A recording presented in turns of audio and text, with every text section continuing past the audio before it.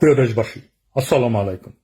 আজকে সেনাবাহিনীর ৪৬ ব্রিগেডে এক ধরনের অস্বাভাবিক মুভমেন্ট লক্ষ্য করা গেছে।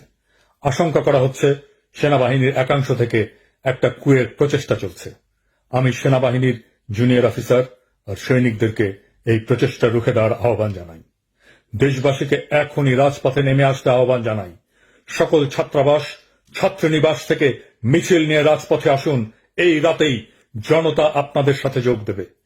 আমরা ওদের দেখিয়ে দিতে চাই আমরা জেগে আছি, বিপ্লব জিন্দা আছে। প্রিয় দেশবাসী, এই মুহূর্তে ফ্রান্সের রাজধানী প্যারিসে একজন লোক ইনসমনিয়ায় আক্রান্ত হয়ে উন্মাদের মতো প্রলাপ বকছে। এই উন্মাদের কাছ থেকে আপনারা নিজেকে রেহাই করে রাখুন। এই উন্মাদ বিকারগ্রস্ত হয়ে গিয়েছে। এই উন্মাদ ভারী গলায় বলার চেষ্টা করছে দেশে বিপদ ঘটেছে। প্রিয় দেশবাসী, রাস্তায় নেমে আসুন। বোকাচোদা কথাকার, উন্মাদের বাচ্চা উন্মাদ। তোর কোনো কাজ নাই, তুই ঘুমাইতে পারিস না, একটা গর্দব কথাকার। ঘুমা শালার পুৎসাল, ননসেন্স একটা। তোর কোনো কাজকর্ম নাই, ছাগলের বাচ্চা। রাত বিরাতে মানুষজন ঘুমাইতেছে, মানুষকে বিরোধ বদল করতেছে। আমি সানডেতে মুভি দেখতেছিলাম, তোর জন্য এই সময় এখন এটা বানাইতে হয়েছে। হ্যাঁ রামজাদা, কাজ নাই তোর, গর্দবের বাচ্চা। ঘুমা শালার পুৎসালা।